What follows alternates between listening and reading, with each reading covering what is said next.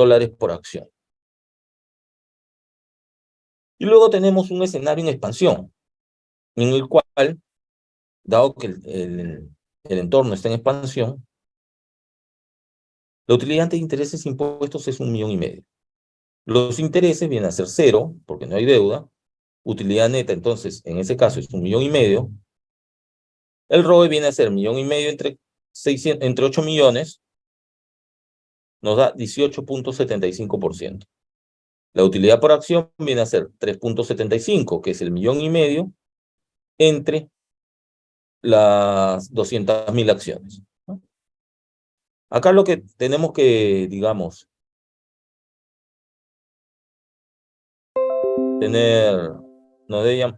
tenemos que tener presente es esto de acá, ¿no? Estos valores para cada escenario.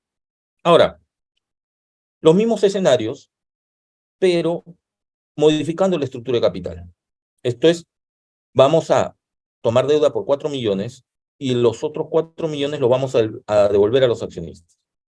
¿Correcto? No se los quedan, los devuelven a los accionistas. En ese caso, en un estado en recesión, podemos ver que la utilidad antes de intereses e impuestos, que no tiene, para efectos teóricos no se conlleva con, o mejor dicho, la utilidad antes, ya sea con deuda o sin deuda, no va a variar. Entonces la utilidad antes de intereses e impuestos es 500.000. Los intereses vienen a ser el 10% del monto de deuda. Sería 10% de 4 millones, 400.000. La utilidad neta en este caso viene a ser 100.000. Si la utilidad neta es 100.000 entre los 4 millones nos da 2.5%. El ROE, 2.5%. Y la utilidad por acción viene a ser 100.000 entre las 200.000 acciones que hay en la propuesta con deuda. En ese sentido, la utilidad por acción es 0.5. Tenemos el otro escenario, que es el escenario esperado, donde la utilidad ante intereses impuestos es de 1 millón. Pero ahora vamos a tener intereses, que son los 400.000, que vienen a ser los 4 millones por 10%, 400.000.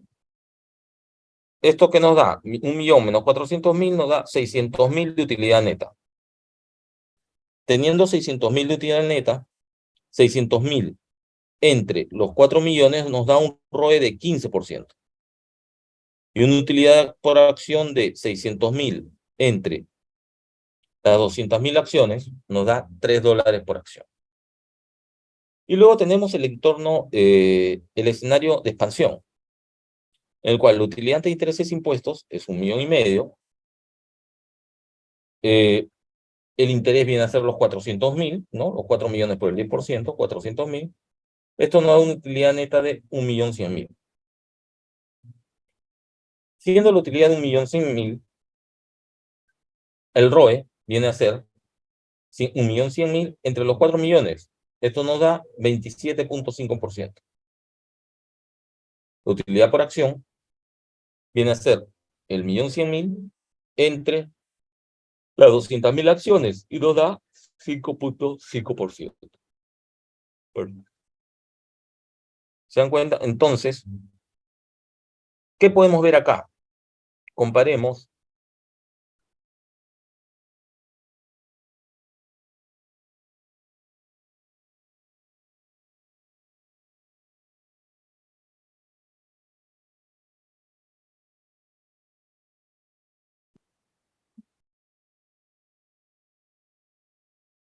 estas dos líneas, ¿no? En el ciclo recesivo, lo del ROE era 6.25, o más fácil, la utilidad por acción era $1.25, sin deuda. Con deuda es 0.5, es decir, es menor, ¿no? Este acá es menor.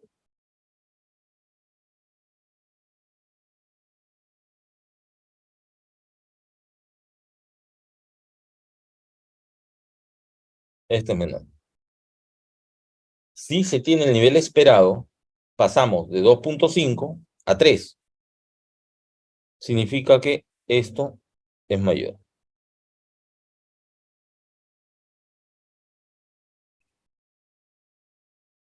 Luego tenemos lo que viene a ser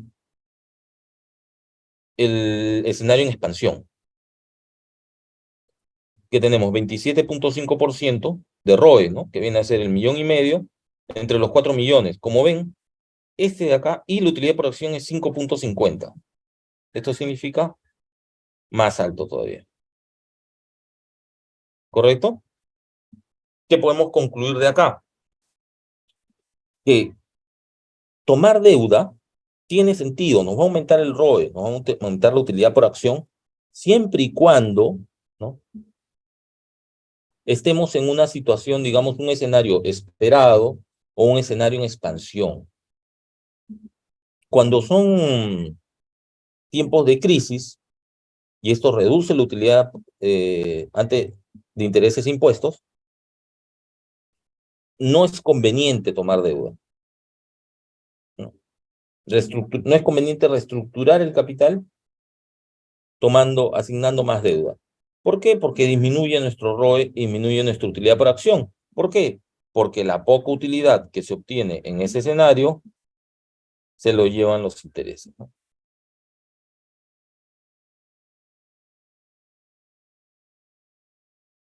¿Ya? Ahora, ¿qué tenemos entonces en base a eso?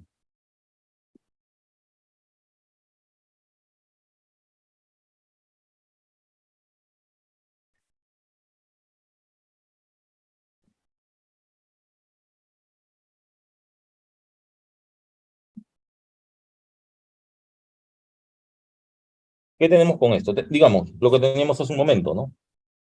Utilidades ante intereses impuestos. Utilidad por acción. Con deuda, o mejor dicho, sin deuda, es esta recta, ¿no? Con 800.000, es el punto de equilibrio, tenemos $2 de utilidad por acción. De utilidad ante intereses impuestos. Con 400.000, debe estar por acá, algo menos de 1. En el que es sin deuda. En el que es con deuda, claro, cuando no tenemos utilidad, igual tenemos que pagar los intereses, por eso que la utilidad por acción sale negativa. Parte de acá, pero empieza con mayor pendiente, de tal manera que, digamos, se cierra en este lado, la recta. ¿Qué tenemos acá? Vamos a poder ver dos áreas. Esta área nos indica que es cuando hay una desventaja en tomar deuda. ¿Por qué? Porque si vemos en este punto, digamos acá, que está por 600.000, de utilidad de intereses impuestos. Si vamos al que es sin deuda, debe estar por acá, ¿no? Este. Pero con deuda, está por acá. ¿Qué significa? Que la utilidad por acción es menor. Dentro de este rango, ¿no? Desde acá hasta el punto de equilibrio, en este rango, la utilidad por acción es menor. En contraparte, pasado este punto de equilibrio, digamos que tenemos 1.200.000. Acá, 1.000.000.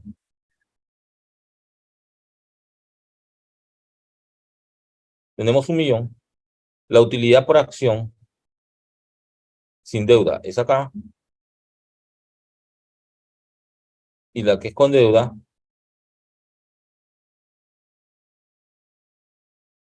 es acá. Entonces, como ven, es mayor. ¿Sí? ¿A qué vamos acá? Que no necesariamente, jóvenes, el tomar deuda nos va a dar una utilidad por acción mayor. Va a depender de si estamos en el punto de equilibrio de nuestra utilidad antes de impuestos. ¿Cómo lo obtenemos ese punto de equilibrio? La utilidad antes de intereses impuestos entre las 400.000 acciones debe ser igual a la utilidad antes impuestos menos los 400.000 que nos hemos prestado, pero ahora ya no entre 400.000, sino entre 200.000 acciones, que son las que quedan.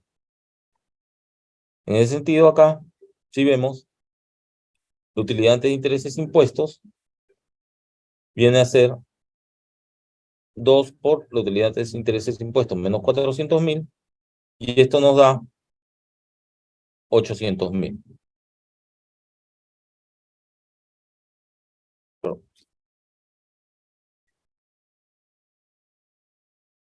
800.000 que viene a ser este punto de equilibrio. Cuando igualamos, ¿no? Igualamos la utilidad por acción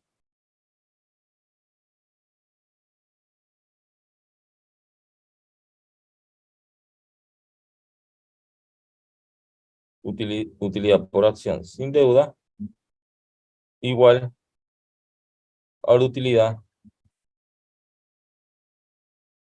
por acción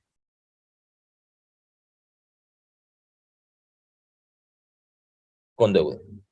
¿Correcto? Hacemos esta ecuación, igualamos estas dos ecuaciones, estos dos cálculos, y podemos tener ese punto de equilibrio. A partir de ese punto de equilibrio, si es hacia más, si la utilidad por acción es mayor, nos conviene tomar deuda. Si es menor, no nos conviene, porque reduce la poca utilidad que vamos a obtener.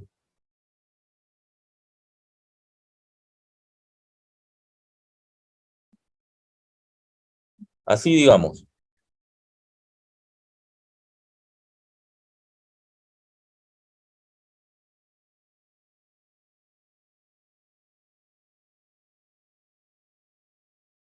digamos que tenemos esto. MPD Corporation ha decidido en favor de una reestructuración de capital.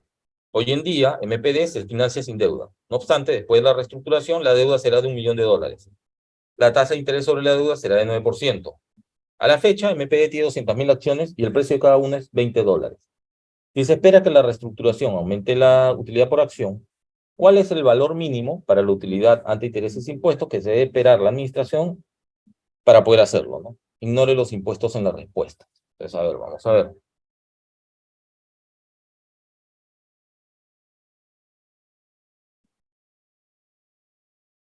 Entonces, ¿qué tenemos? La deuda,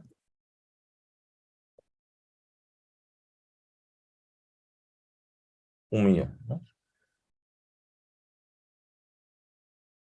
La deuda, 1.000.000. Luego tenemos intereses 9%.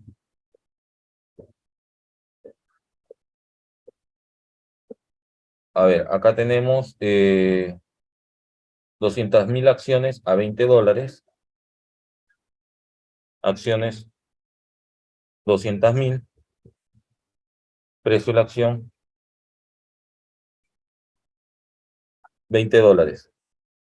¿Cuál es el valor mínimo? Nos están pidiendo el punto de equilibrio. Entonces, tenemos, por un lado vamos a tener la utilidad de intereses impuestos sobre el número de acciones, que viene a ser 200.000. Esto va a ser igual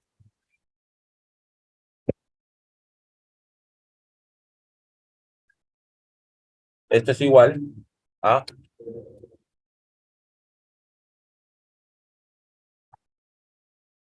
la utilidad antes de intereses impuestos. Acá, este es los intereses 9%, ¿no? Entonces acá, esto por esto, nos da 90.000. Entonces sería, va a ser igual a la utilidad antes de intereses impuestos menos 90.000, y esto entre la nueva cantidad de acciones. Entonces acá, ¿qué tenemos? Tenemos que el capital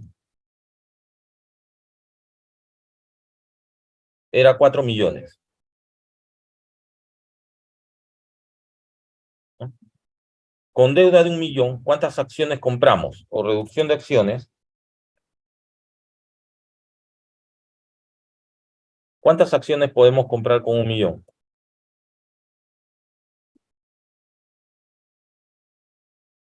$50.000. Entonces, acciones restantes, ¿qué nos da? Nos da 200.000 menos las 50.000. Sería 150.000 acciones, ¿no?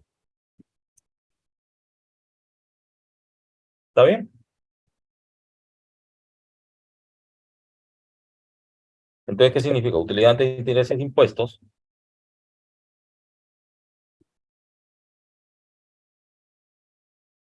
vendría a ser igual a 200 en 350, ¿no?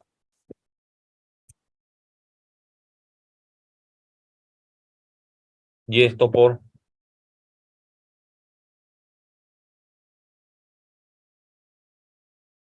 utilidad antes de impuestos menos 90.000. Entonces, acá que tenemos utilidad antes de intereses e impuestos es igual.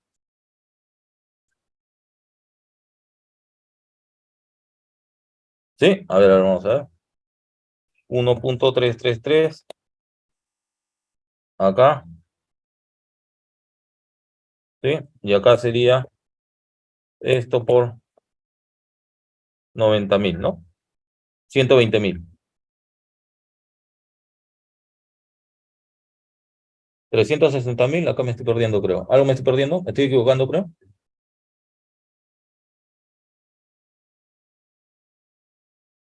Acá es menos, ¿no?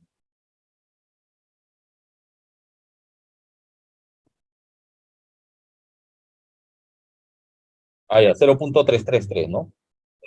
120.000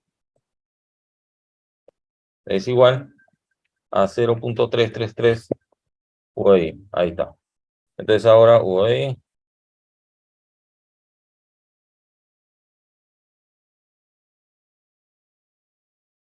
Berenice puede tipear. Está bien.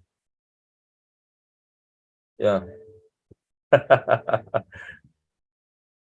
Ya, entonces acá, ¿qué tenemos? Esto de acá tendríamos, sí, ¿no? Claro, 120.000 por 3, correcto. Y nos da 360.000.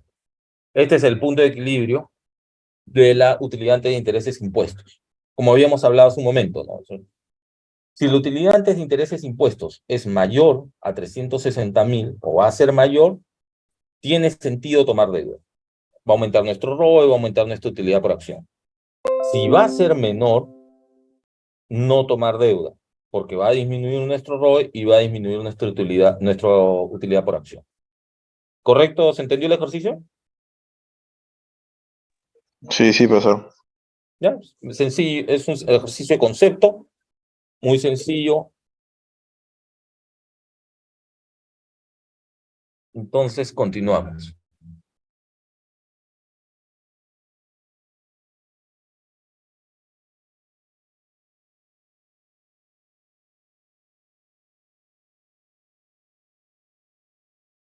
Ahora,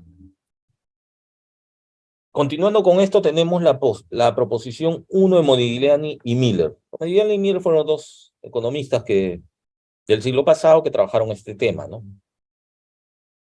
Ellos inicialmente en su proposición 1 decían que el valor de la empresa es independiente de la estructura de capital. ¿Cómo así? Claro, digamos que tenemos un valor de la empresa inicial donde tenemos 40% en acciones y 60% de bonos. Pero si se dan cuenta, toda la torta es del mismo tamaño. El círculo se mantiene del mismo tamaño. En este otro caso, tenemos 60% de acciones, 40% de bonos, pero se mantiene el mismo tamaño de total activo, ¿no? Como sería coloquialmente, se mantiene el mismo tamaño de la torta. Entonces, en ese sentido, ellos dicen, independientemente cómo esté la estructura de capital, el valor de la empresa va a ser el mismo. Es lo que inicialmente indicaban, ¿no? La proposición 1. Ahora, tenemos la proposición 2. El costo del capital accionario de una empresa es una función lineal de su estructura de capital. Ya básicamente la fórmula que habíamos visto para cálculo del costo promedio ponderado del capital, ¿no? Teníamos costo promedio ponderado del capital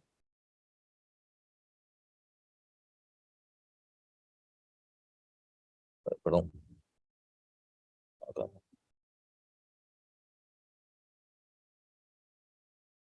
Ahí está. Sí se ve el puntito, ¿no? Puedo descubrirlo. Sí, sí, Ahí ven. está. Ya está. Acá como vemos, costo promedio ponderado del capital. ¿Se acuerdan de lo que habíamos hablado, no?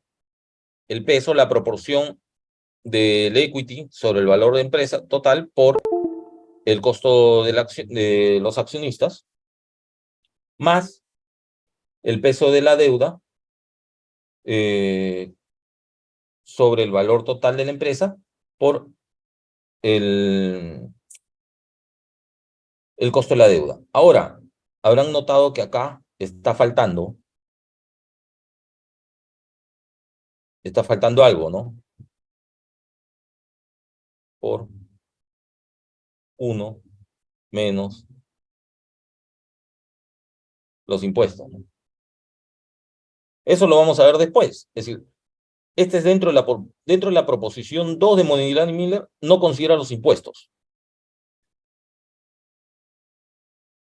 ¿Ya? La proposición 1 tampoco lo considera, como hemos visto. Proposición 1 no lo considera. La proposición 2 tampoco lo considera. Y lo que va a hacer, va a agarrar y va a decir, el costo promedio ponderado del capital, que lo reemplaza por RA, viene a ser igual a la proporción de equity por el costo accionario, más la proporción de deuda por el costo de la deuda. Al final, el costo del capital accionario, despeja RE, ¿no? El costo del capital accionario viene a ser igual al costo promedio ponderado del capital, más la diferencia del costo promedio ponderado del capital menos el costo de la deuda por D sobre E, ¿no? Deuda sobre patrimonio, la razón deuda sobre patrimonio. Entonces, al despejarlo de esta manera, lo que nos dice es, el costo de capital accionario depende de 3 aspectos. Básicamente, jóvenes, acá es similar a cuando vimos lo que era, en ese sentido es similar a cuando vimos la, ¿cómo se llama esto? La identidad Dupont, ¿no? Lo que se hace es una fórmula, se plantea de otra manera, que nos permite sacar nuevas conclusiones. En este sentido es algo similar, ¿no? El costo del capital accionario depende de 3 aspectos. La tasa de rendimiento requerido sobre el costo del capital accionario, que es este, depende de 3 aspectos. 1, la tasa de rendimiento requerido de los activos, ¿no? El costo promedio ponderado del capital. El costo de la deuda de la empresa, que es RD.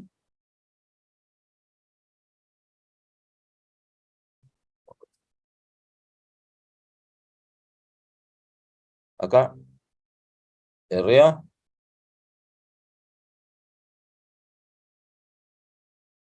En esto, a ver, un minuto. No.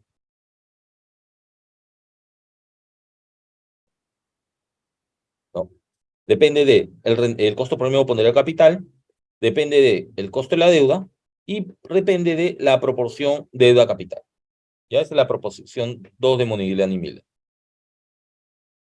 Así que tenemos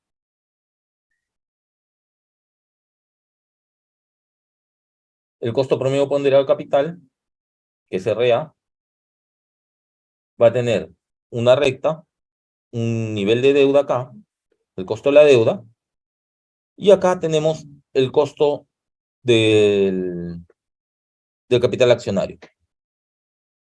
Se va a mover en esta manera, ¿no? Con un piso en el costo promedio ponderado de capital. ¿Ya? Ahora, jóvenes, sí me escuchan, ¿no? Profesor. Ya, cheque, estoy acá como les mencioné, hay una bulla tremenda acá atrás. Ya. Ricardo Corporation tiene un costo promedio ponderado de capital, sin tomar en cuenta, ojo, jóvenes, hasta en este momento, proposición 1, proposición 2, acuérdense, es importante, proposición 1, proposición 2, no considera impuestos, ¿ya? Proposición 1, proposición 2 de Modigliani y Miller no considera impuestos, y en un momento, cuando veamos la proposición, ahí vamos a notar por qué la diferencia, ¿ya? Entonces, tiene un costo promedio ponderario de capital de 12%. Puede tomar un préstamo a 8. Si se supone que Ricardo tiene una estructura de capital objetivo de 80% del capital accionario y 20% de la deuda, ¿cuál es el costo de capital accionario? ¿Cuál es el costo de capital accionario si la estructura de capital objetivo es 50% de capital accionario? Es 50-50, ¿no? Nos pregunta, ¿cuánto es 80 y 20? ¿Y cuánto sería a 50-50? Entonces, según la proposición 2 de Modigliani y Miller, el costo de capital accionario es la fórmula que habíamos visto anteriormente. Entonces, en el primer caso, acá nos dice que el costo promedio de ponderado de capital es 12%, ya, 12%, más 12 menos el costo de la deuda, que es 8, ¿no? Puede tomar un préstamo a 8%. Y esto por la relación deuda-capital. En este caso, si la estructura objetivo es 80% capital accionario y 20% de deuda, sería 0.2 entre 0.8. Esto nos da 0.25.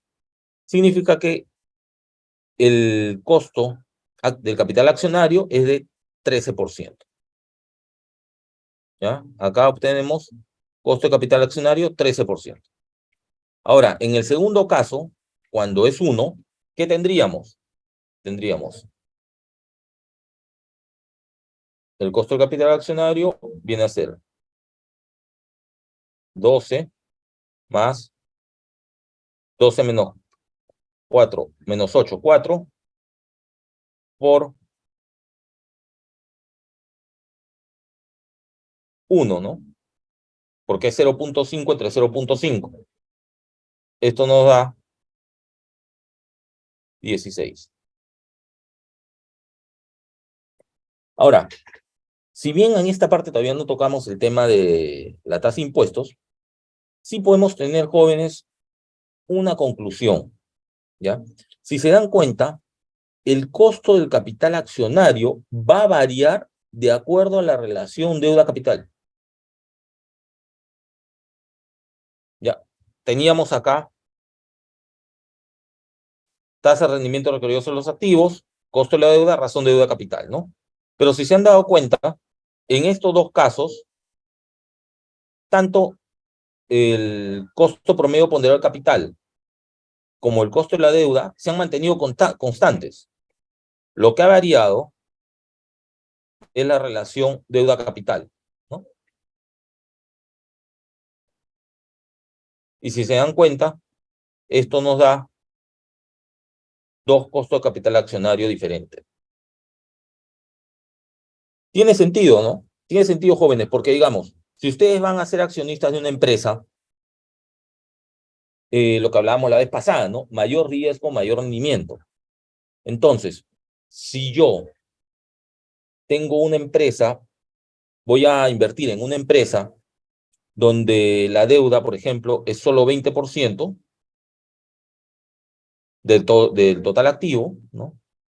El 20%, es normal, es lógico que voy a pedir al haber menos deuda, implica menos riesgo.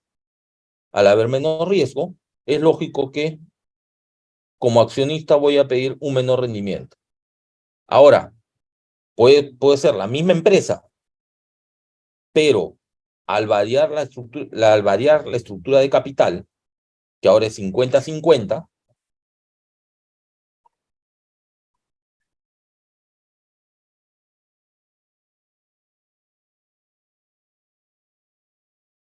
que ahora es 50-50, ¿qué significa? Que pasó de 20 a 50. La deuda aumentó. Si la deuda en una empresa aumenta, claro, suena bonito, hemos visto, pues, si aumenta el ROE, aumenta la utilidad por acción. Pero la contraparte, jóvenes, es que también aumenta el riesgo. Y si aumenta el riesgo, ustedes como accionistas, ¿qué pedirían?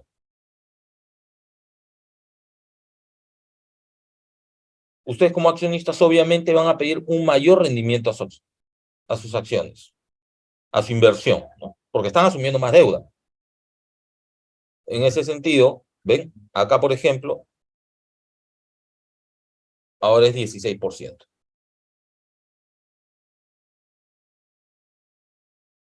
¿Está bien? Ahora,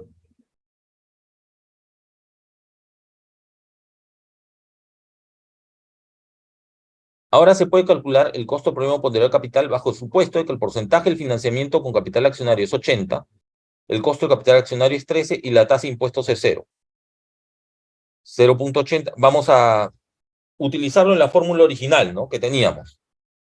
¿Se acuerdan? Esta es la fórmula original, ¿no? Del WACC, o costo promedio ponderado de capital en castellano, ¿no? La proporción 0.8, equity versus valor total de la empresa, por 13%, que es el valor que obtuvimos de costo de capital accionario, más 0.2, que es proporción de deuda, por el costo de la deuda, y nos da un 12% de costo promedio ponderado de capital. En el segundo caso, ¿qué tenemos? 0.5 de proporción por el 16% que nos salió, nos resultó, más el 0.5 de la proporción por un 8% de costo de la deuda, y si se dan cuenta, nos da en ambos casos el mismo costo promedio ponderado del capital, ¿no? Cuando no hay deuda. Cuando no hay impuestos. ¿Está bien? Eso es lo que nos indica Modigliani y Miller en su segunda proposición. Ahora, el riesgo sistemático total del capital accionario de una empresa consta de dos partes. El riesgo de negocio, que proviene de la naturaleza de las actividades operativas de la empresa, y el riesgo financiero, que proviene de la política financiera, que es la estructura de capital de la empresa.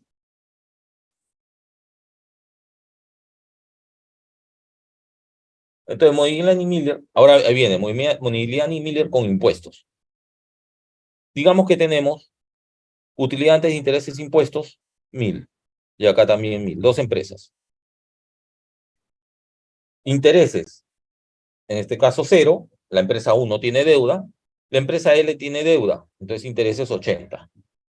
Utilidad agravable, 1.000, y en este caso 920, por el tema del interés. Como tenemos una tasa de impuestos de 30%, tendríamos 300 de impuestos y acá 276.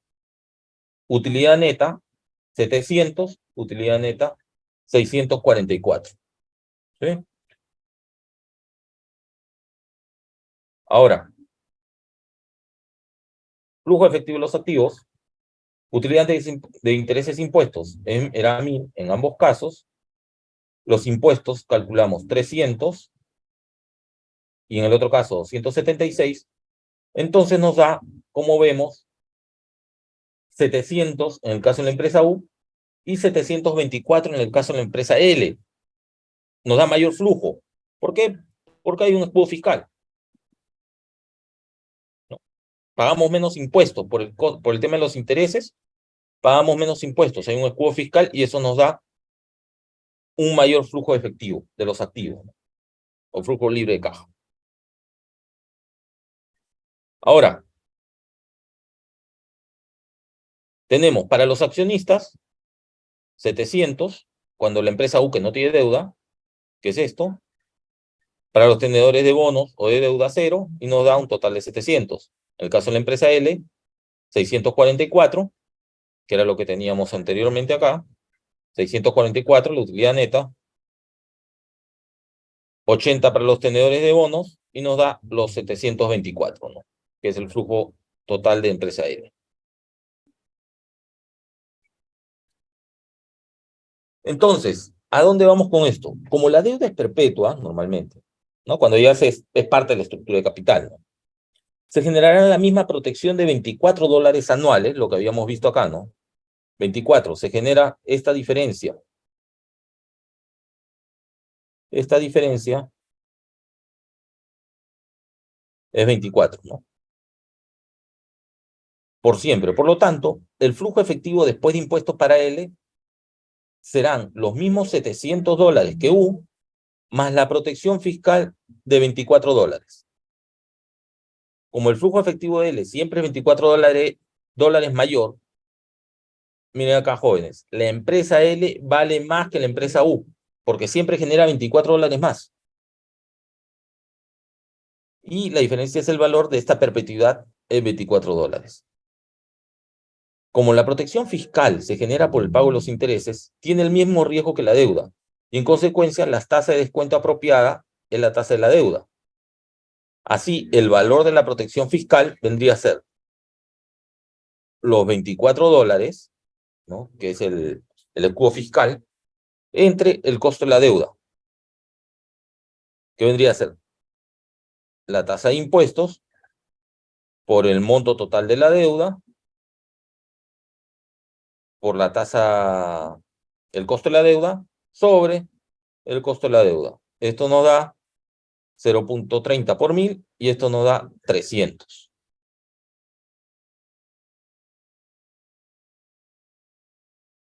Es justo esto, ¿no? El valor presente de la protección fiscal viene a ser la tasa de impuestos por el valor de la deuda, por la tasa de la deuda, entre el costo de la deuda, ¿no?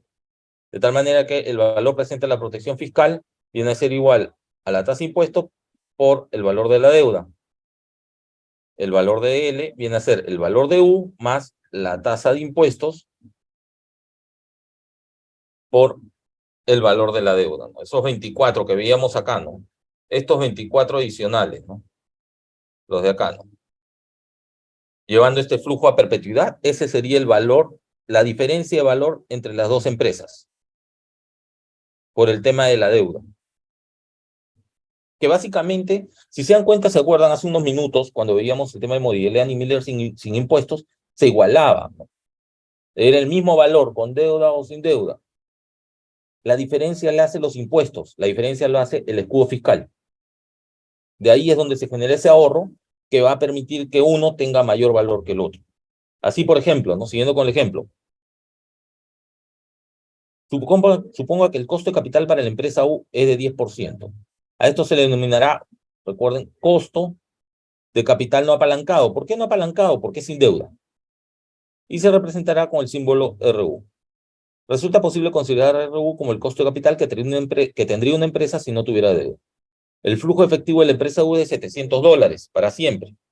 Y como uno tiene deuda, la tasa de propiedad de descuento es de 10%. Entonces, el valor de la empresa vendría a ser utilidad antes de intereses e impuestos, 700 por 1 menos 0, ¿no? 1 menos 0 es 1, sería los 700, entre RU, que es el costo del capital de la empresa U, que es 10%, como no es una apalancada, es el mismo costo de capital accionario, y nos da 10%, de 0.1, nos da 7.000 de valor de la empresa U, ¿correcto? Ahora, el valor de la empresa apalancada vendría a ser el valor de la empresa desapalancada más la tasa de impuestos por el valor de la deuda. Serían los 7.000 más la tasa de impuestos, que es 0.3, por el valor de la deuda, que es 1.000. Esto nos da 7.300. Ahí están los 300, ¿se acuerdan, jóvenes? Que habíamos visto acá, ¿no? De diferencial, considerando una perpetuidad de ese escudo fiscal, ¿no? Esos 300 diferencial se notan acá. El valor de la empresa no apalancada es 7.000 y el valor de la empresa apalancada es 7.300. Así que tenemos, si esta es la deuda total, este eje es deuda total y este eje es valor de la empresa, tenemos un valor de la empresa desapalancado, que es este. Y luego tenemos el valor de la empresa apalancada, que va a aumentar en base al nivel de deuda. ¿Está bien? El valor de la empresa aumenta conforme la deuda total se incrementa, debido a la protección fiscal de los intereses. Esta es la base de la proposición 1 de Modigliani y Miller con impuestos, ¿no? ¿Se acuerdan? La proposición 1 y 2 sin impuestos de Modigliani y Miller indicaban de que el valor de la empresa con deuda o sin deuda era la misma. En cambio, con Modigliani y Miller, con impuestos, se indica que a mayor deuda, mayor valor de la empresa. ¿Está bien?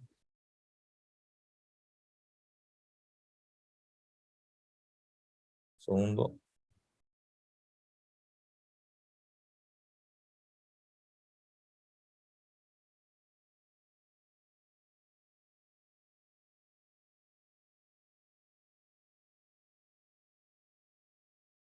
¿Ahí me están escuchando, no, jóvenes? Sí, profesor, sí. Ya está. Entonces,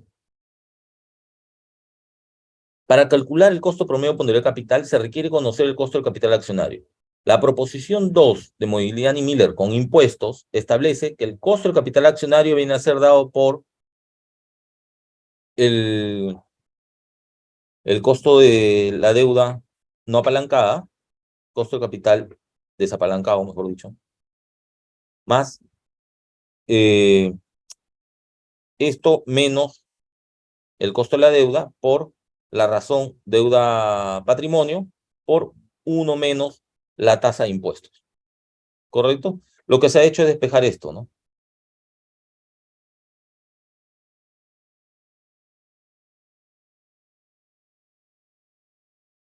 Entonces, para ilustrar lo anterior que se tiene, el valor total de la empresa L era de 7.300. Como la deuda vale 1.000, el capital accionario debe tener un valor de 7.300 menos 1.000, que sería 6.300. Entonces, ¿qué tenemos? El costo del... Acá teníamos, pues, que... Se acordarán acá. El costo de capital no apalancado era 10%, ¿no? Entonces, el costo de capital no apalancado, 10%. Más ese 10% menos el 8% del costo de la deuda. Por la proporción deuda-capital, o deuda-capital, ¿no? Deuda 1.000, capital 6.300. Por 1 menos la tasa de impuestos. Esto nos da que el costo del capital accionario apalancado es 10.22%. ¿Correcto? Si se dan cuenta, hay una variación, es decir, desapalancado, como habíamos visto, era 10, y apalancado 10.22.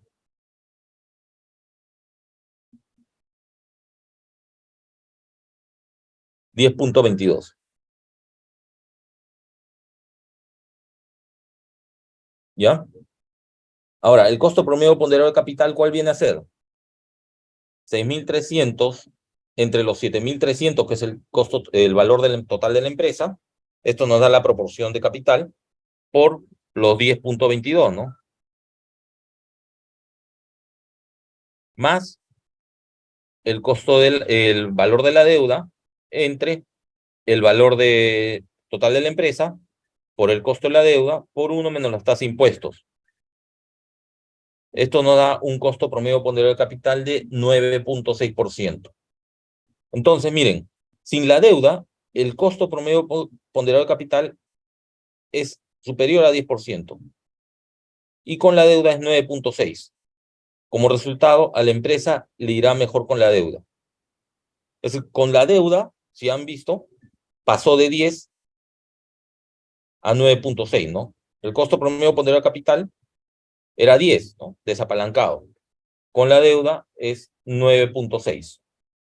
Disminuye. ¿Y qué habíamos visto desde un inicio? Si el costo promedio ponderado de capital disminuye, con esto empezamos prácticamente la clase, ¿no? Si el costo promedio ponderado de capital disminuye, el valor de la empresa aumenta, que es al final lo que todos queremos, ¿no? Porque al aumentar el valor de la empresa, al maximizar el valor de la empresa, se maximiza también el valor de las acciones. ¿Ya? ¿Se dan cuenta cómo está relacionado todo el tema?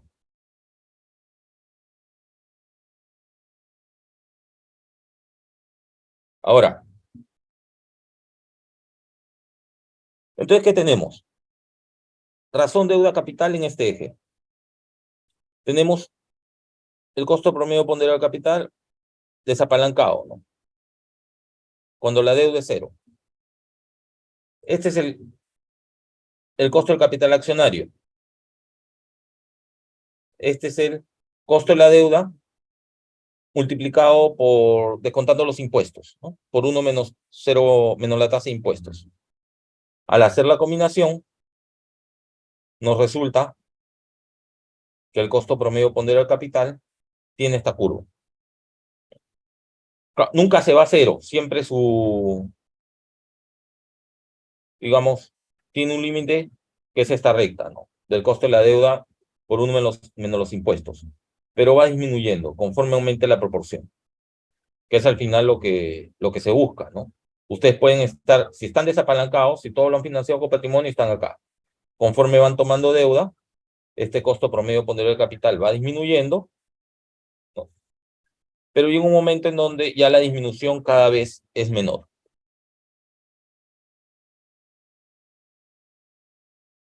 Ahora, la proposición 1 de Modigliani y Miller con impuestos implica que el costo promedio ponderado del capital de una empresa disminuye conforme la empresa depende más del financiamiento mediante deuda. La proposición 2 de Modigliani y Miller con impuestos implica que el costo del capital accionario de una empresa aumenta conforme la empresa depende más del financiamiento con deuda. Es decir, si aumenta la deuda, entonces, ¿qué tenemos? Que va a disminuir el costo promedio ponderado de capital y va a aumentar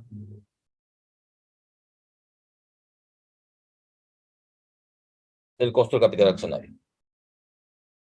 Hasta ahí, jóvenes, me escucharon, ¿no? Sí, profesor, todo claro. Ya está. Ahora, según la teoría estática, los costos de una crisis financiera compensan la ganancia y la protección fiscal por la deuda. La presencia de una estructura óptima capital solo equilibra la ganancia adicional del apalancamiento respecto al costo adicional de una crisis financiera. ¿Cómo es esto? Tenemos el valor de la empresa. Conforme aumenta la deuda, en este sentido, hemos visto, ¿no? El valor total de la empresa debería ir aumentando, ¿no? Como habíamos visto, valor de la empresa L es igual al valor de la empresa desapalancada más impuesto por el valor de la deuda, en forma lineal. Pero digamos que la realidad es que comienza a aumentar y llega un punto en donde comienza a disminuir. La teoría nos dice que esto es por los costos de la crisis financiera. ¿Esto qué es? El costo a la quiebra, por el temor a la quiebra. Entonces, ¿qué pasa? Que el valor comienza a disminuir y lo que ustedes, en teoría, como les mencioné hace un rato, porque no es así en la práctica, va a haber un punto acá, ¿no? Que es el valor óptimo, el valor más alto de la curva antes que ésta comience a descender por los costos relacionados a la crisis financiera, que básicamente, por ejemplo, es como que ustedes comienzan a descontar. En este caso, ¿qué pasa? Que al tener ya tanta deuda, es más riesgoso, ¿no? Y al ser más riesgoso, entonces ya ustedes comienzan a tener que descontar los costos de quiebra. ¿Qué costos hay en una quiebra? ¿Se acuerdan cuando vimos el tema de el valor el valor de las acciones, valor contable en liquidación, ¿no? Ya, pues, es eso, ¿no? Es agarrar y comenzar ya a asumir, es decir, ya, tú tienes una empresa que tiene 90% de deuda, entonces, oye, esta puede quebrar en cualquier momento, tiene demasiada deuda. Entonces yo, para tratar de encontrar el valor de esa empresa, ya tengo que asumir de que, ¿qué pasa si quiebra? ¿Cuánto sería el valor de la empresa si quiebra?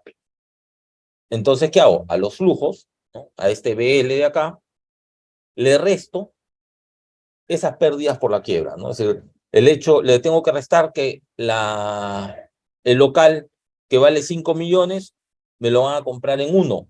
Entonces, esos menos 4 millones tengo que restarlos, ¿no? Las maquinarias que valen 20 millones, con suerte me van a dar 5. Entonces, esos 15 millones los tengo que restar, ¿no? Acá, menos 4, menos 15, y así. Y esto comienza. Costo de abogados, menos 2, y esto comienza, ¿no? ¿Ya? Ahora, sin costos fiscales o de quiebra, el valor de la empresa y su costo promedio de poner de capital no son afectados por la estructura de capital. Ese es el caso 1.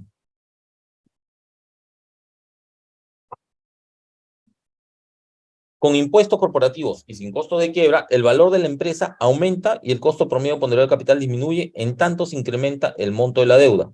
Caso 2, ¿no? No hay costos de quiebra. Entonces acá hay impuestos y no hay costo de quiebra. Entonces, el valor de la empresa aumenta conforme aumenta la deuda hasta el infinito, ¿no? Y el caso 3, con impuestos corporativos y costo de la quiebra, el valor de la empresa llega a un máximo en D, el punto que representa la cantidad óptima de endeudamiento. Al mismo tiempo, el costo promedio ponderado del capital se minimiza en D sobre E, ¿no? Que vendría a ser este. En el caso 3, es que este comienza a aumentar el valor de L hasta un cierto punto, que es el óptimo, y como vimos hace un momento, comienza a disminuir el valor de la empresa por los costos relacionados a la quiebra.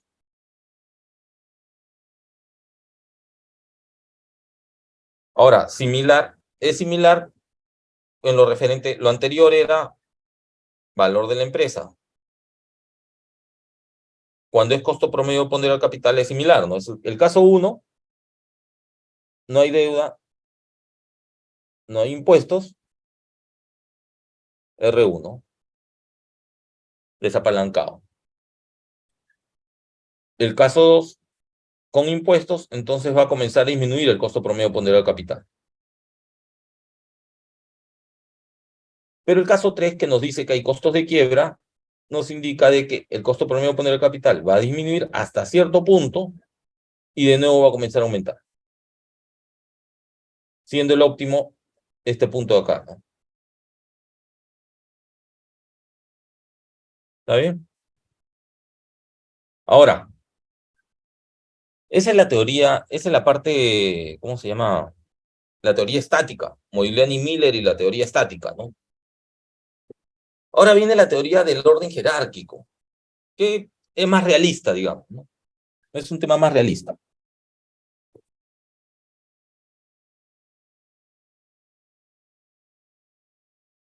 ¿no?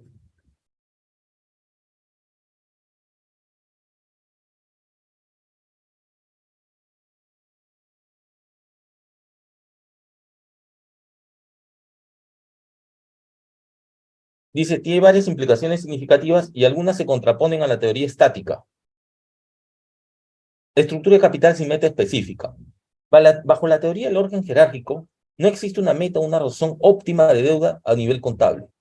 En lugar de ello, la estructura de capital de una empresa se determina por su necesidad de financiamiento externo, la cual dicta la cantidad de deudas que tendrá una empresa, ¿no? ¿Se acuerdan? Es decir, es la realidad. Es decir, por más que, digamos, yo tengo una empresa donde mi total activo son 100 millones, hago mis cálculos y mi estructura óptima de capital me indica que mi capital debería ser 30 millones, ¿no? De manera óptima. Ya está, significa 70 millones de deuda. Pero ¿realmente necesito tomar los 70 millones de deuda?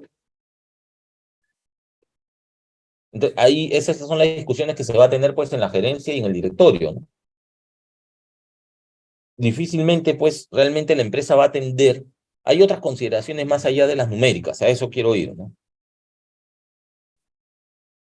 Las empresas rentables usan una menor cantidad de deudas. Ya que las empresas rentables tienen un flujo efectivo interno más grande, necesitarán menos financiamiento externo y por lo tanto tendrán menos deudas. Como ya se dijo, este es un patrón que parecemos observar por lo menos para algunas empresas. Claro, imaginémonos que ustedes están manejando una empresa que le va muy bien y es una máquina de hacer dinero. Les genera mucho flujo efectivo.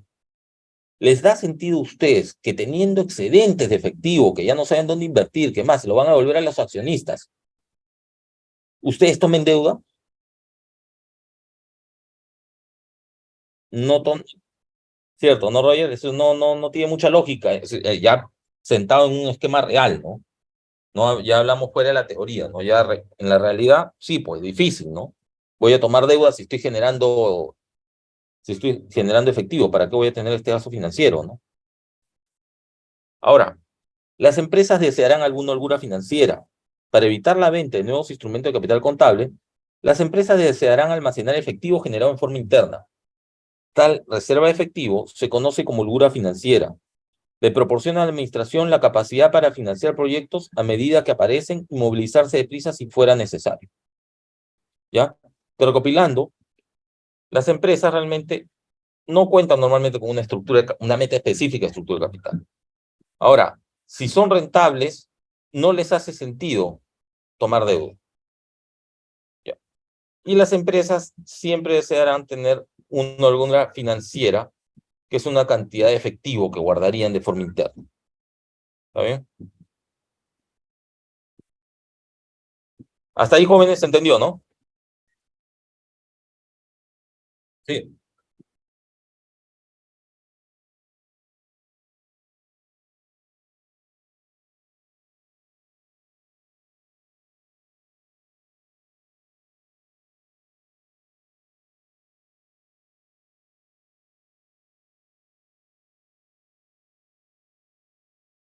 No, es que las empresas del Estado normalmente se mueven bajo otros parámetros, pues, porque normalmente están sujetas al presupuesto nacional. Entonces no están así. En teoría, por ejemplo, las empresas, sí, pues si son empresas de régimen privado, no tienen que devolver el dinero. Pero digamos una universidad como la UNI, ¿correcto?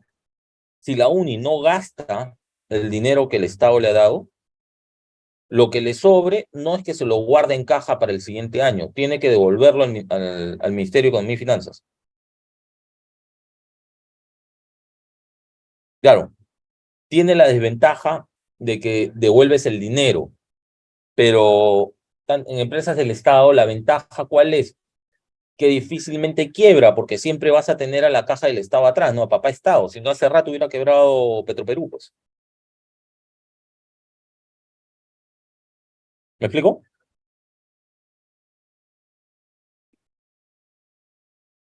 En cambio, un privado, un mortal privado, como la gran mayoría, si quiebras, quebraste, pues, nadie, más bien al toque vienen los bancos y la SUNAT a levantarte en peso, ¿no?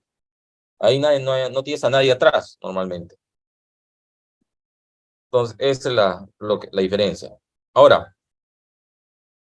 acá les voy a mostrar, jóvenes, una metodología desarrollada en la Universidad de Columbia para obtener la estructura óptima de capital. Ojo, esta es una metodología, ya es una forma. Entonces, ustedes han sido consultados para recomendar una estructura óptima de capital para una firma cuyo capitalización de mercado es actualmente 1.700 millones y una deuda de 300 millones, ¿ya? Y que no tiene activos no operativos. Las ventas de este año son 2.500 millones y la empresa puede prestarse a 10%, ¿correcto? Acá, ojo, hablamos de capitalización de mercado y la deuda, ¿no? La deuda a valor de mercado también, ¿no? Entonces, acá que tenemos los márgenes de EBIT, ganancias antes de intereses e impuestos. De los últimos años, 14, 6, 5, 8, 13, 12, 15, 19. Bueno, como van a ver, esta es una metodología, pero que igual no es a ojos cerrados, sino requiere cierto criterio. Por eso que a unos les puede, utilizando, como cada uno puede tener un criterio diferente, unos pueden salirle un número, a otros les puede salir otro número, ¿no? El tema está que sepan cómo se desarrolla esta metodología. Esta es fija para la práctica.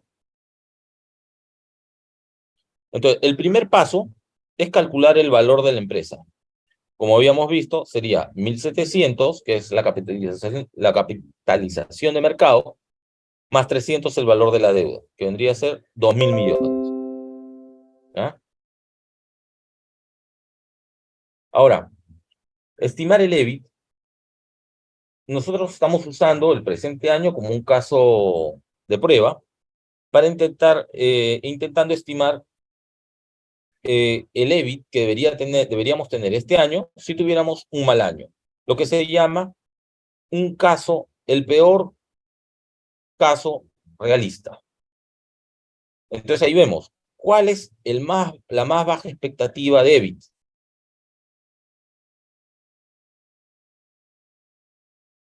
Y acá tenemos 5%. Entonces, teniendo que este EBIT es 5%, lo multiplicamos, pero la utilidad operativa 5%, lo multiplicamos por las ventas. Entonces, 2.500 por el 5% nos da un EBIT de 125 millones. ¿Ya? Multiplicamos estas ventas para estimar el EBIT. 5% por 2.500 nos da 125 millones. Ahora vamos a calcular el mínimo ratio de cobertura, que básicamente es utilizar ideas cualitativas para obtener un dato cuantitativo.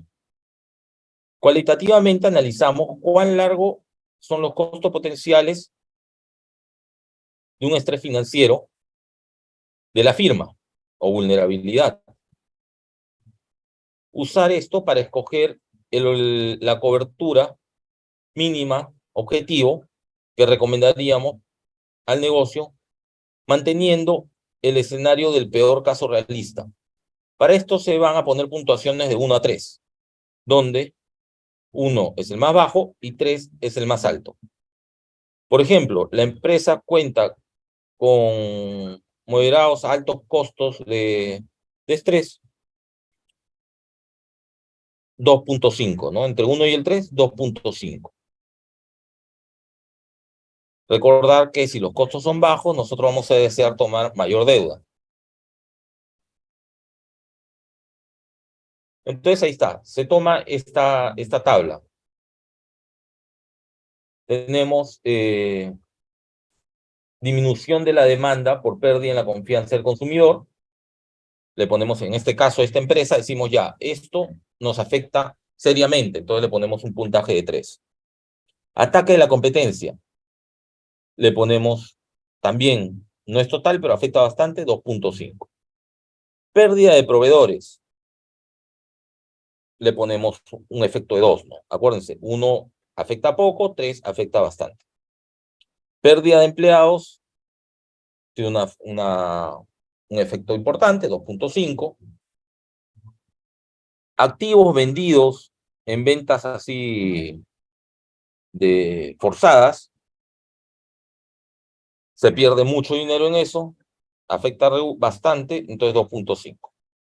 Pérdida de la red de dealers. En este caso, si perdemos a los distribuidores, afectaría bastante las ventas. 3, puntaje de 3. Inhabilidad para acceder al mercado de capitales, para captar dinero para oportunidades de crecimiento. Intermedio, un 2. Se hace un promedio aritmético y nos resulta que el promedio es 2.5. Ahora, el máximo interés que estaríamos dispuestos a pagar sería el EBIT entre este 2.5 que vamos, el ratio de cobertura.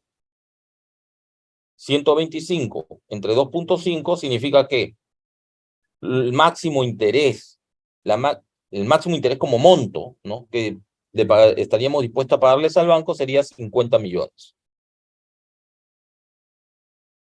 Entonces, para calcular el óptimo nivel de deuda, decimos, el máximo interés viene a ser igual al nivel de deuda por la tasa de interés.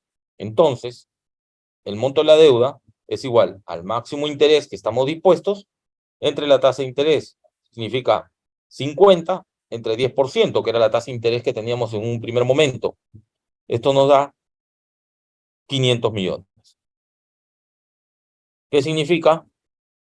Que como estructura óptima de capital, utilizando los ratios de cobertura, como hemos visto, tenemos varios factores, digamos, arbitrarios, ¿no? Que lo estamos asignando por nuestra cuenta. Uno, el margen operativo. El margen operativo, porque también nosotros podemos decir, oye, no, 5 muy bajo, ¿no? Tomaré 6 o tomaré 8, ¿no? Yo creo que esto estadísticamente, esto se salió, este no fue año de pandemia, no lo puedo tomar estadísticamente, entonces no voy a tomar este.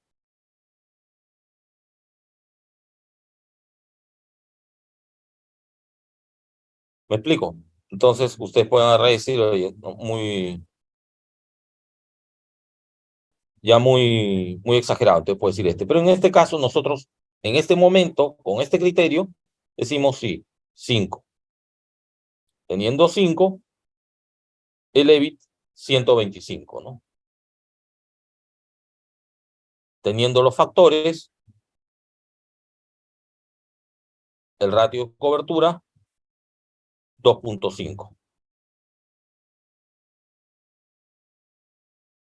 El EBIT 125, el ratio de cobertura 2.5. Entonces, 125 entre 2.5 nos da 50 millones de monto máximo a pagar de intereses. Como tenemos el monto máximo de intereses y tenemos la tasa de interés, que en este momento nos están cobrando por la deuda, nos da que el mayor monto, el máximo monto de deuda que estaríamos dispuestos a tomar sería 500 millones. ¿Está bien? Inicialmente, cuando vimos el ejemplo, era 300, ¿no? ¿Se acuerdan? En este momento es 300. Ya, acá nosotros hemos calculado que bajo estos considerandos podemos llegar a 500. Podemos endeudarnos en 200 millones adicionales. Usando su recomendación del nivel óptimo de deuda, entonces, ahora el nivel de deuda es 500 sobre el valor de la empresa, 2000, significa que este ratio viene a ser 25%. ¿Está bien? En un inicio teníamos 300 sobre 2000, que creo que es 15, ¿no? 15%. De un 15% estamos pasando hasta 25. No más, ¿por qué? Porque sobrepasamos nuestra asignación de, digamos, de cobertura de deuda, ¿no? De ratio de cobertura de deuda. Sobrepasamos eso.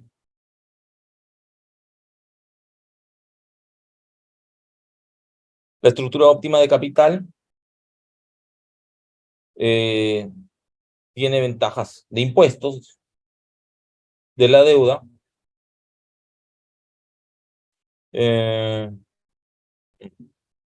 Acá lo importante es esto.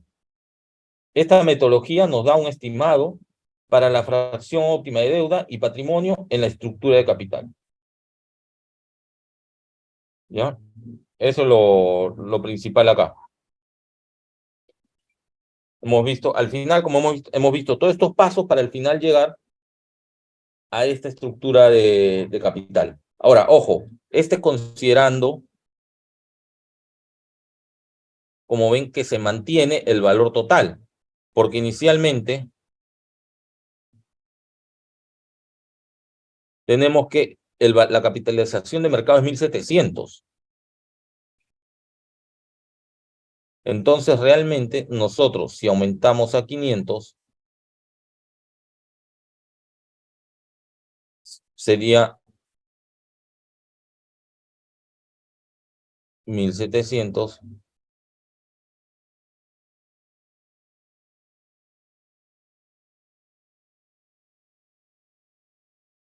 más 500. Sería 500 sobre 2.300. Claro, en este ejemplo lo toman así, ¿no? En esta metodología, Columbia lo toma sobre el valor, digamos, original, el valor original de la empresa, ¿no? Por acá estaría asumiendo de que esos 200, estos 1.700 van a bajar a 1.500, ¿no? Se va a devolver capital a los accionistas, ¿no? ¿Está bien?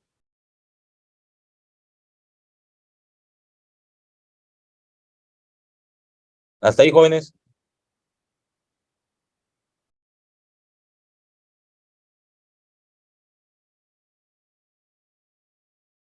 ¿Se entendió todo?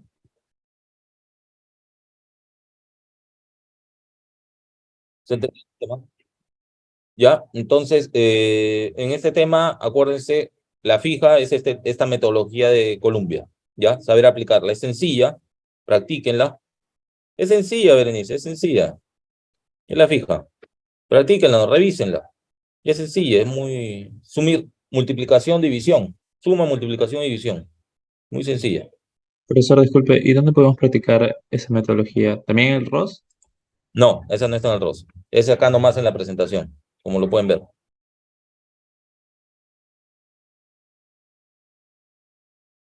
Esa me la han pasado. Es bien sencilla y bien, digamos, manejable y lógica, ¿no? ¿Está bien, jóvenes? Sí, profesor. Ya está. Jóvenes, miren, a ver, ¿qué nos está quedando entonces?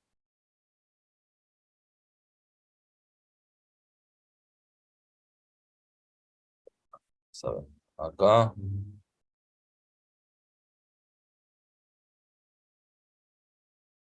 Ya hemos visto apalancamiento financiero, nos faltaría factoring y administración del riesgo.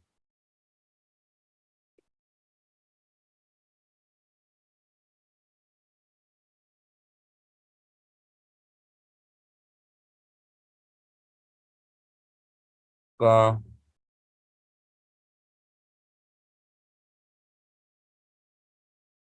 Miren, en factoring realmente esa presentación que les he puesto ahí es más que todo de la bolsa de valores. Vamos a ver los videos para que se entienda lo que es el factoring y el leasing financiero, ¿ya?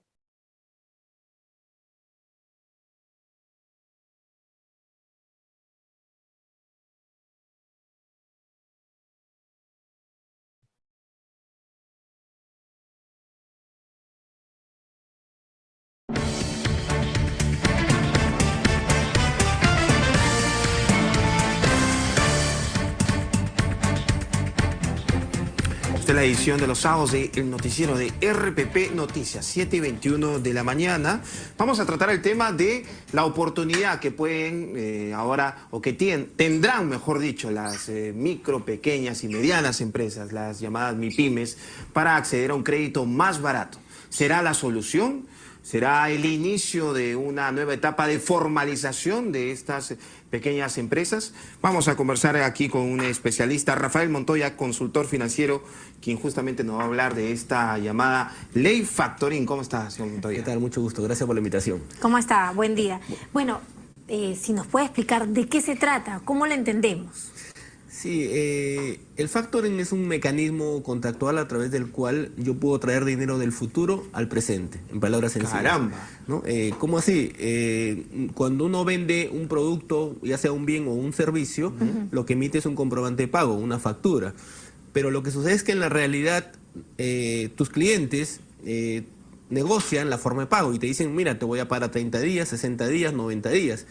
Y entonces ese empresario tiene que esperar ese plazo para poder cobrar la factura.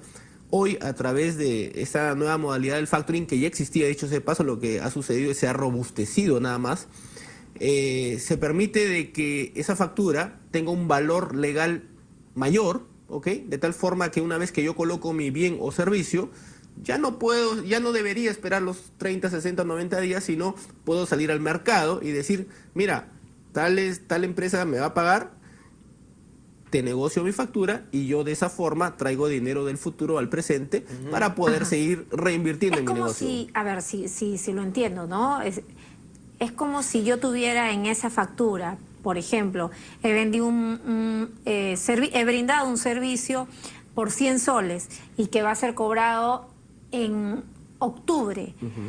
Yo puedo, esa factura, ese recibo que estoy emitiendo de 100 soles, puedo agarrarlo como una herramienta, como si fuera dinero y pagar otra cosa. ¿Es algo así o ponerlo? No voy a poder negociar? pagar, pero sí voy a poder ir a la banca y decirle, mira, por ejemplo, vamos a poner un caso muy concreto. Yo soy un proveedor de un supermercado, ¿ok? Le coloco X bien, pero el supermercado me va a pagar en 60 días. Claro. Entonces coloco la mercadería y con esa factura ahora salgo a la banca y le digo, mira, tal supermercado que tú lo conoces, es muy bueno, me va a pagar, pero adelántame los fondos. ¿Y cómo manejamos el tema de las deudas incumplidas? Porque una empresa puede decir, mira, este proveedor dice que me va a pagar, pero ¿y si no me paga? Sí, ciertamente. O sea, si bien se ha robustecido el contrato de factoring, porque ahora uno ya puede negociar con mucho más fuerza, vamos a decirlo así, lo cierto es de que esa operación se va a evaluar. La banca va a evaluar tanto al fabricante o al prestador de servicios como al comprador o cliente. Entonces, si yo tengo un buen comprador, definitivamente voy bien. Pero si mi comprador no lo conoce nadie, esa operación no va a pasar.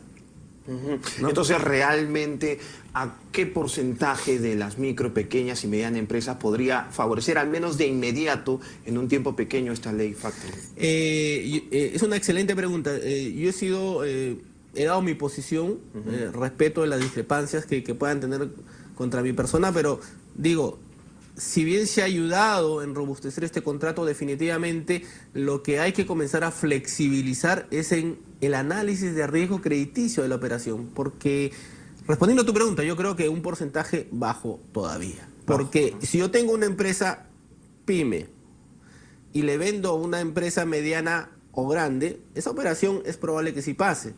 Pero si yo soy pyme y le vendo a pyme, esa operación no va a pasar.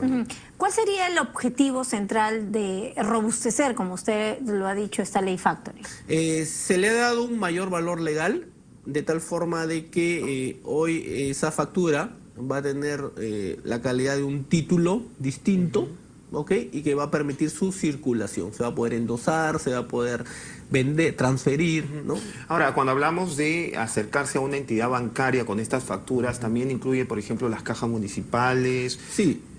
Bueno, la banca hoy en día puede desarrollar actividades de factoring, pero también hay empresas especializadas en el servicio financiero de factoring, ¿no?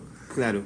En todo caso, esta ley factoring no hace un llamado, si se quiere decir más claro, a las empresas financieras para que de alguna manera correcto, faciliten, sí, ¿no? O le pongan más énfasis a este tipo de actividad. Sí, ciertamente. Pero toda la decisión finalmente quedará en la banca, en la claro, banca, ¿no? que va a hacer su análisis de riesgo crediticio como cualquier otra operación, ¿no? Podría quedar en una buena intención en todo caso. Sí, esa es la verdad.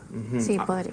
Ahora, en el caso de esta ley, o robustecer esta ley, ¿es un buen inicio o un buen camino también para tratar de formalizar a las micro, pequeñas y medianas No, empresas? de hecho, este tipo de normas no solo son un mecanismo de inclusión financiera, porque la gente va a comenzar a negociar esas facturas, pero también es un mecanismo de inclusión tributaria, porque se va a utilizar la factura electrónica, y la factura electrónica requiere de todas maneras ingresarla a través de las plataformas tributarias que ya existen, ¿no? Y de esa forma generas mucho más formalización y más control también, ¿no es cierto? Correcto. Se amplía más la base tributaria, ¿no?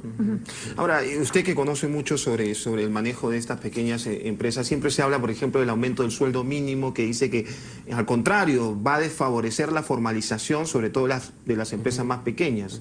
¿Cómo ve este tema? Bueno, de hecho, yo creo que el tema de remuneraciones es un tema que debería ser de mercado, ¿ok? Sin embargo, ¿cómo negar el impacto económico que pueda tener respecto de un incremento en la planilla? Porque hay que pagar costos laborales, beneficios y todo lo demás. O sea, sí que tiene un impacto, sí. Que eso pueda desalentar la formalidad, puede ser. Pero yo creo que el tema remunerativo debería ser solo de mercado, ¿no? O sea, no establecerse un monto mínimo.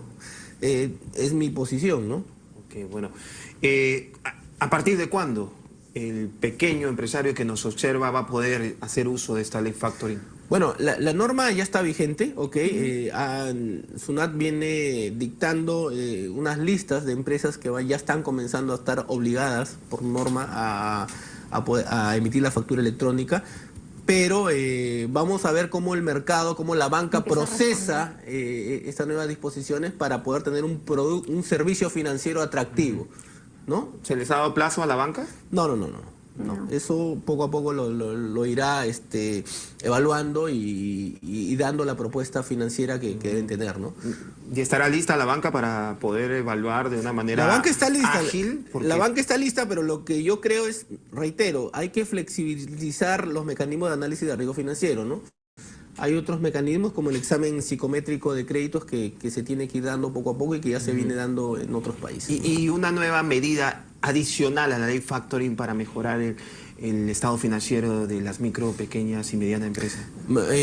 Reitero, yo creo que más que otra modalidad contractual, que pueden haber otras, flexibilizar el análisis de riesgo crediticio. Por ejemplo, el superintendente de Banca y Seguros hace unos días escribió un artículo en un diario de mayor circulación hablando sobre el examen psicométrico de créditos, que no es otra cosa que cuando la banca te evalúa, no solo tomar los factores económicos, sino también, factores psicológicos, factores de comportamiento de pago, el tema de principios, y que ya deben sumar para que ese mediano empresario que a veces no tiene cómo acreditar que es un buen empresario, pueda acceder al financiamiento. Finalmente, caballero, ¿será posible en algún momento de que el crédito para las micro, pequeñas y medianas empresas sea más barato que para las grandes empresas? Porque me parece de que hay cierta igualdad, ¿no? Sí, el tema del costo del financiamiento está directamente relacionado al riesgo, ¿no? En la medida de que ese riesgo comience a bajar,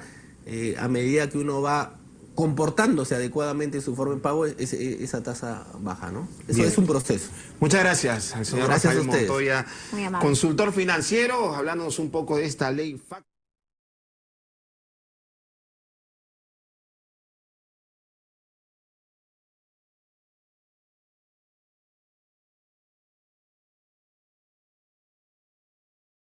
A ver, jóvenes, y lo que es el arrendamiento financiero.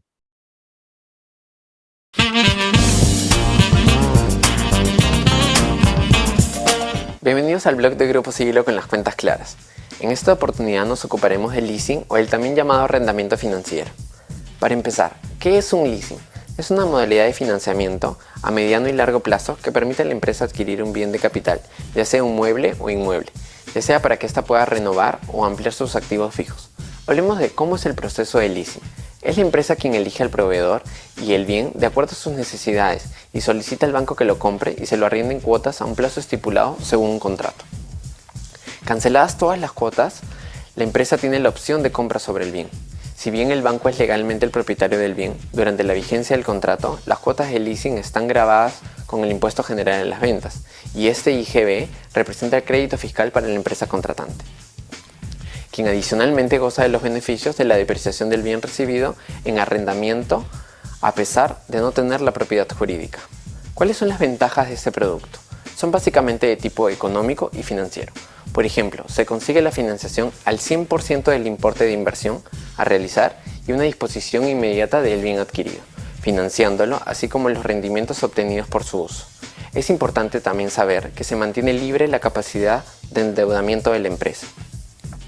El leasing se tramita de una forma rápida y se adquiere el título de propiedad del bien mediante el pago del valor residual al finalizar el contrato. Espero puedan recordar estas ideas antes de adquirir un leasing. Gracias por vernos y será hasta otra oportunidad en el blog de Grupo Siglo con las cuentas claras.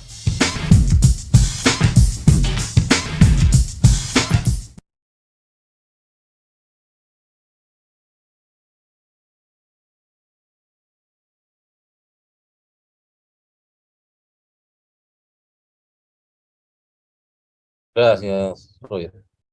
Ahí está, jóvenes. Entonces, básicamente, lo que es el factoring, ya es cuando le venden su acreencia, ¿no? Si ustedes hacen un trabajo, su empresa hace un trabajo, emiten una factura. Esa factura, como habíamos hablado en un inicio del ciclo, es un título valor. Entonces, ese derecho, ese título de valor que les da derecho a una creencia, ustedes lo venden a una empresa a una empresa o a un banco, ¿no? Llamado factor. Ellos lo que van a hacer, le van a dar a ustedes un porcentaje, digamos, vamos a ver acá, para explicarlo en sencillo. No, digamos que tengo monto de la factura, digamos que tengo 10.000, no, 100.000, ya está. Monto de la factura. A nivel acá Perú, digamos que por producto, no hay detracción, ya está. Entonces, acá va a depender. Si es un banco, en el caso de que sea un banco, ¿qué va a pasar? Monto de la factura de 100.000, el banco va a agarrar y interés que sea más o menos un 1.7% mensual. Entonces, el interés del banco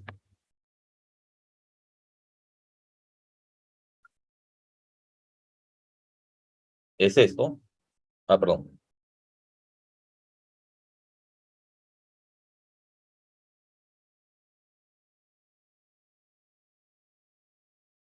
Es esto.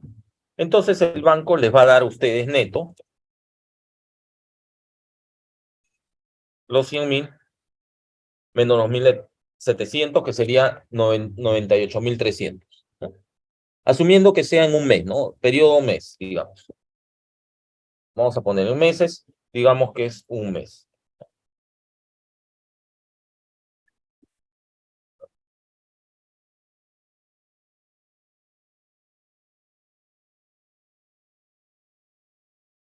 Entonces acá tengo que multiplicarlo también por esto, ¿no? Ya está. Pero como el periodo es un mes, los intereses son 1.700, entonces el banco les va a dar a ustedes 98.300 y cuando el cliente pague los 100.000, el banco se queda con 1.700, ¿correcto? Ahora, eso es cuando es un banco. Cuando es una empresa de factoring, lo que suele pasar es que, digamos,